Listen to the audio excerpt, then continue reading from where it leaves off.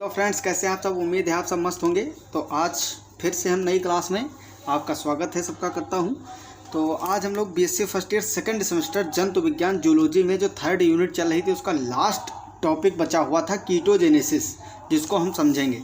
कीटोजेनेसिस क्या है, सिंपल भाषा में बोले तो जो हमारे बायोमोलिक्यूल्स होते हैं जैसे कि कार्बोहाइड्रेट, लिपिड या प्रोटीन्स, जिससे कि हम एसिटिल कोएंजाइम बना सकते हैं, उस एसिटिल कोएंजाइम ए का कीटोन बॉडीज में कन्वर्ट होना, ऐसे कंपाउंड में कन्वर्ट होना जिसमें कीटोन ग्रुप हो, उसको बोलते हैं कीटोजेनेसिस। मतलब कीटोन बॉडीज का निर्माण, इसको सिंपल हम बोलते हैं, इसकी डिफिनेशन होती है।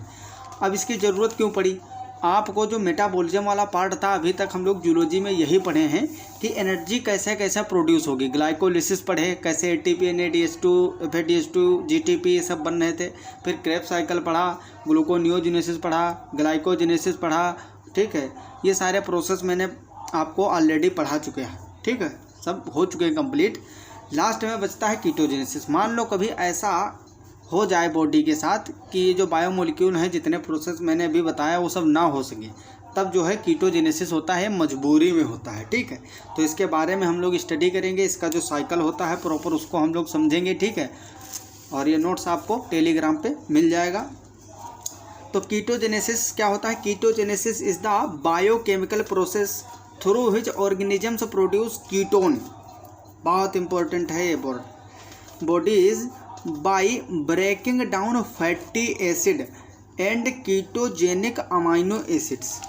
ठीक, फैटी एसिड, मेनली हम फैटी एसिड का ही मेटाबॉलिज्म इस टाइम पढ़ रहे थे, तो फैटी एसिड का ही पार्ट है मेटाबॉलिज्म का। और जो कीटोजेनिक अमीनो एसिड होते हैं, कीटोजेनिक अमीनो एसिड कौन से? 21 अमीनो एसिड पढ़े हो, उसमें से कुछ ही अमीनो एसिड होते हैं। ग्लूटामिक एसिड आप एग्जांपल ले सकते हो, जिनसे कुछ अमीनो एसिड ऐसे हैं जिनसे कीटोन बॉडीज़ का निर्माण हो सकता है, उन्हीं को बोलते हैं कीटोजेनिक अमीनो एसिड। तो कीटोजेनिक अमीनो एसिड और फैटी एसिड से कीटोन बॉडीज़ का निर्माण जो है, फॉर्मेशन, उसको हम बोलते हैं कीटोजेनेसिस। इसमें 3-4-5 स्टेप होते हैं। ठीक, और 3 एसिटिल कोएंजाइम ए यूज होते हैं और 3 प्रकार के आपको कीटोन बॉडीज़ का निर्माण इसमें देखने को मिलेगा। ठीक है, अब इसको हम प्रोसेस को समझते हैं। इसमें अलग अलग प्रोसेस में अलग अलग एंजाइम यूज होंगे, कुछ में नहीं भी होंगे। The process supplies energy to certain organs, particularly the, ये ऑर्गन आपको याद रखना है क्योंकि वन लाइनर और शॉर्ट में भी पूछता है कि कौन कौन से मेन वो पार्ट हैं, ऑर्गन है बॉडी के, जिसके लिए ज़रूरी होती है। तो हार्ट हो गया, ठीक है, ब्रेन हो गया, हार्ट हो गया, और स्केलेटल मसल्स, मतलब जहाँ ज़्यादा एनर्जी की ज़रूरत है। सबसे ज़्यादा हमारे बॉडी में लगभग आधी एनर्जी तो हमारे ब्रेन को ही लग जाती है। आधी में सभी काम होते हैं, पूरे बॉडी को चाहिए। ठीक है, तो ब्रेन जो है बहुत ज़्यादा यूज होती है यहाँ पे एनर्जी, ATP ज़्यादातर यूज होती है। हार्ट भी देखो कंटिन्यूसली बीटिंग उसमें चल रही है ना, इसलिए हार्ट भी जो है, हार्ट बीट के लिए, और उसमें उसकी जो मसल्स होती हैं, इसके कार्डियक मसल हार्ट में, उनमें भी कॉन्ट्रैक्शन लगातार होता है। तभी तो उसमें जो है सिस्टोल और डायस्टोल हो रहा है ना, हृदय की धड़कन के लिए बराबर कॉन्टिन्यूसली उसमें मसल्स में, स्मूथ मसल्स में कॉन्ट्रैक्शन की ज़रूरत होती है। संकुचन के लिए ATP की ज़रूरत होती है। आपको पता है मसल कंट्रैक्शन हम आगे पढ़ेंगे, जो हमारा है स्केलेटल सिस्टम और मस्कुलर सिस्टम है ह्यूमन फिजियोलॉजी में, उसमें बताएंगे पूरा प्रोसेस। स्केलेटल मसल, इसमें भी एनर्जी की काफ़ी ज़रूरत, क्योंकि मैं बोल रहा हूँ अभी, तो मेरे जॉ जो हैं, मैंडिबल और मैक्सिला, आपको पता होगा, आप पढ़े होगे स्केलेटल सिस्टम 11th में। तो ये जो बोन है, बोल रहा हूँ तब भी तो वो चल रहे हैं, तो वहाँ भी ATP की ज़रूरत है। ठीक है, और हाथ से मैं लिख रहा हूँ, आपको बता रहा हूँ, चल रहे हो, बोल रहे हो, हर चीज़ में स्केलेटल मसल का कॉन्ट्रैक्शन जरूरी है, तभी तो चल पाते हो, बोल पाते हो। मूवमेंट जो है, मूवमेंट एंड लोकोमोशन, वो स्केलेटल मसल के थ्रू ही होती है, तो इसमें भी एनर्जी की प्रॉपर ज़रूरत। तो ये जो ज़्यादा एनर्जी यूज करने वाले, यूटिलाइज करने वाले ऑर्गन्स हैं, मेनली वहाँ जब एनर्जी की ज़रूरत होती है और बाकी सारे प्रोसेस जो नॉर्मल एनर्जी प्रोड्यूस करने वाले हैं वो नहीं हो पाते हैं, तब कीटोजेनेसिस किया जाता है। Under specific cinereous including fasting, caloric restriction, sleep, सोने के टाइम एंड अदर, और भी कुछ हो सकते हैं। ठीक है, जहाँ ज़्यादातर इसकी ज़रूरत लगती है इस दौरान। अब हम बात करते हैं, देखो ये 2 एसिटिल कोएंजाइम ये हैं, मैं यहाँ पे लिख दे रहा हूँ एसिटिल कोएंजाइम ए। अब जितने भी इधर ब्लैक से हैं, 3 ब्लैक से हैं, एक ये वाला ब्लैक से लिखा है, ये सब एंजाइम के नाम हैं। ठीक है, बाकी जितने डिब्बे में बंद हैं, डिब्बे में वो सब क्या है, वो जो प्रोडक्ट फॉर्म हो रहे हैं इसमें उसका नाम है। जैसे कि ये है डब्बे में बंद है तो ये इसका नाम है, ये डब्बे वाला इसका नाम है, ये डब्बे वाला इसका नाम है, ठीक है। इससे आपको इसमें समझने में थोड़ा आसानी होगी। जब दो एसिटिल को एंजाइम ए थायोलेज एंजाइम के प्रेजेंस में एक में जोड़ते हैं तो बनता है एसिटिल को एसीटो एसिटिल को एंजाइम ए। दो एसिटिल को एंजाइम ए मिलेंगे तो बनेगा एसीटो एसिटिल को एंजाइम ए, और इसमें से को एंजाइम ए थायो एल्कोहल इसको बोलते हैं। ये से जो होता है इसको थायो एल्कोहल बोलते हैं। जैसे OH होता है ना, देखो ऑक्सीजन के नीचे ही तो सल्फर होता है, पीरियोडिक टेबल पढ़े हो, O से T O होता है ना, oxygen, sulphur, selenium, tellurium, polonium. तो यहीं पे देखो तो ये जो होता है O के साथ में H जोड़ोगे एल्कोहल बन जाएगा, और जो S के साथ जोड़ोगे तो S के लिए थायो यूज किया जाता है ना, तो ये थायो एल्कोहल, तो इसको हम बोल सकते हैं कोएंजाइम थायो एल्कोहल। ये यहाँ से एक मोलिक्यूल निकल जाता है तो आपका बनता है एसीटो एसिटिल कोएंजाइम ए।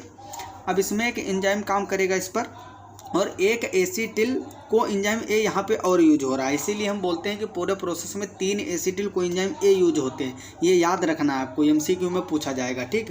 1 2 ऊपर यूज किए थे और एक यहाँ पे यूज हो गया, तो टोटल 3 यूज होते हैं, ठीक है।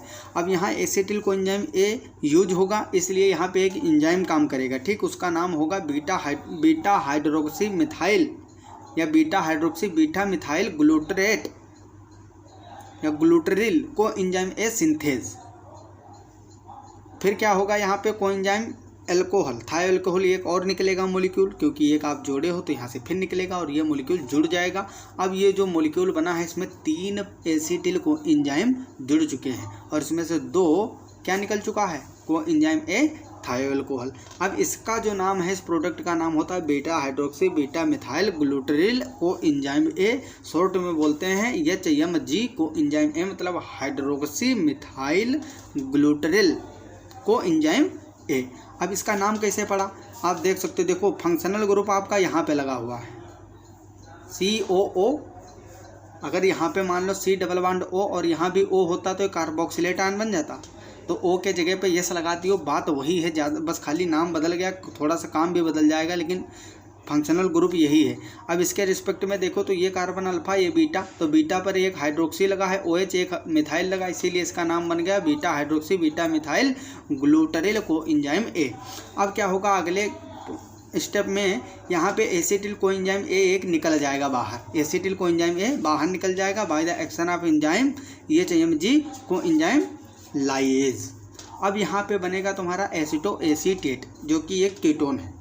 देखो ये कीटोन ग्रुप यहाँ पे चमक रहा है, ये कीटोन नहीं है बेटा, इसको मत बोल देना कीटोन, गलत हो जाएगा। यहाँ पे देखो ये कार्बन होगा, C डबल बॉन्ड O लिखा है यहाँ पे ना, तो ये कार्बोक्सिलिक ग्रुप है, कार्बोक्सिलेट आयन, इसीलिए इसके नाम में देखो एसिटो एसीटेट लिखा है। एसिटो एसीटेट मीन्स कार्बोक्सिलेट आयन यहाँ पे है, तो ये कीटोन आ रहा है, मतलब जिसमें भी जिस कंपाउंड में कीटोन प्रेजेंट होगा उसको हम कीटोन बॉडी बोलेंगे।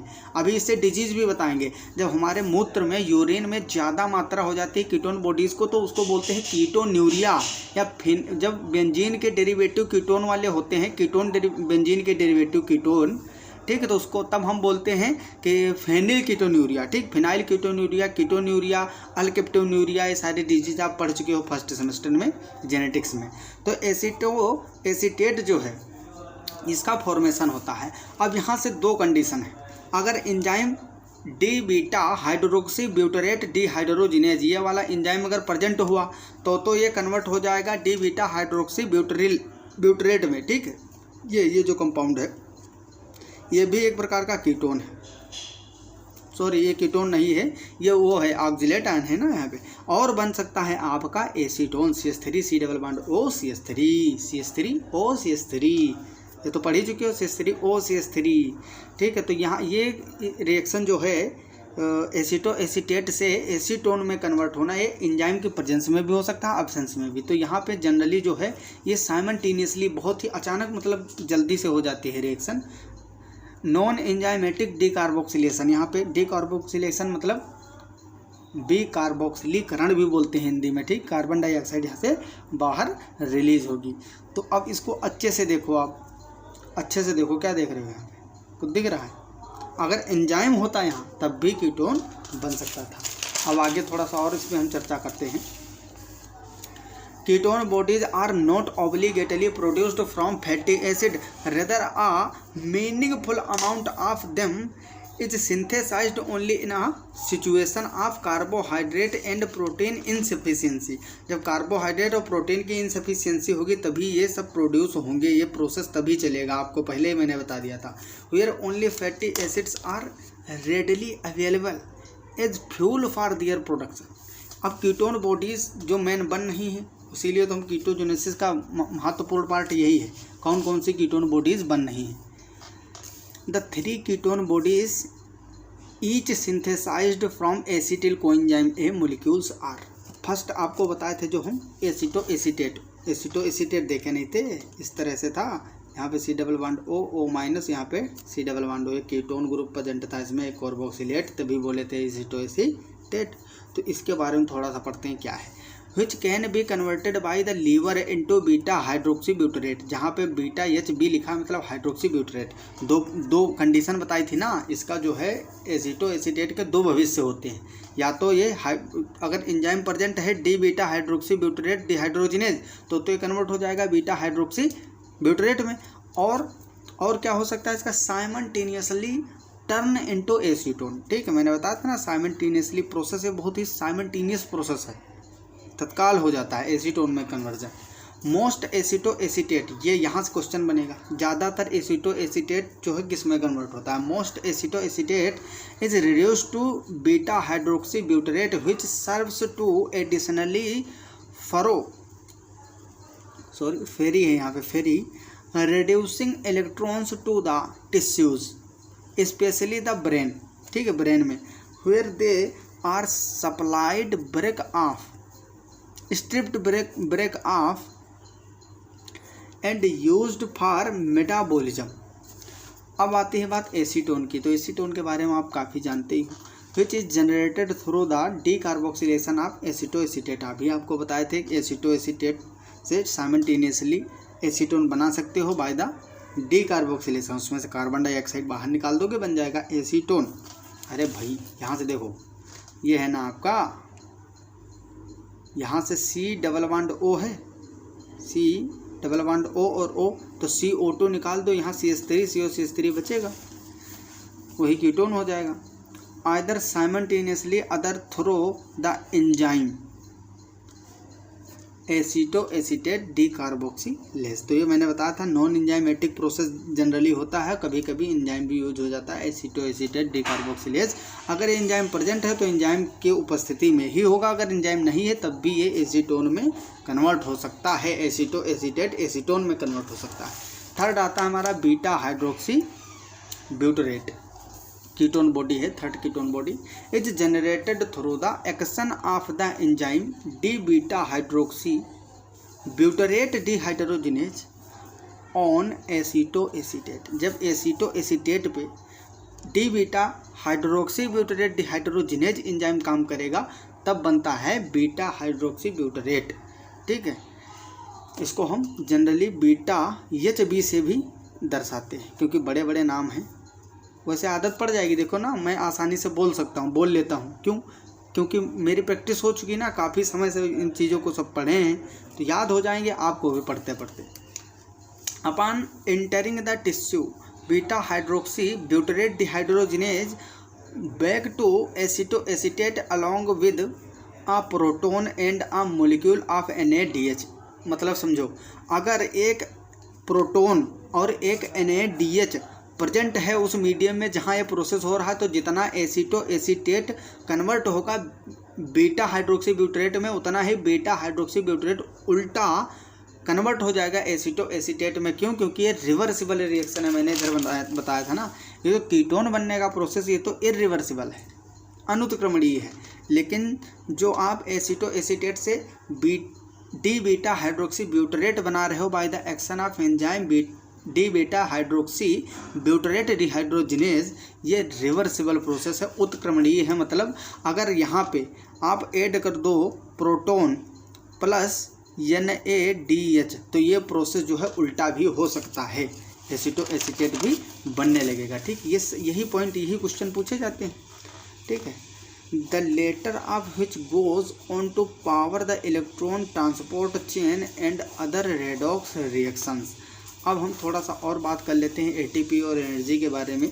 कीटोजेनेसिस is a metabolic pathway that produces ketone bodies. ये तो आप इतनी देर में जान ही गए होंगे। अगर इतना भी नहीं जान पाए फिर तो कुछ नहीं समझ पाओगे, जीवन में कुछ नहीं जान पाओगे, क्योंकि इतना समझाएं ये तो पता चल ही गया होगा। कीटोजेनेसिस में क्या होता है, मेटाबॉलिक पाथवे है, इसमें से क्या प्रोड्यूस होता है, कीटोन बॉडीज व्हिच प्रोवाइड। अगर इतना समझ गए तो सब कुछ कर लोगे जीवन में, ये भी समझ लेना।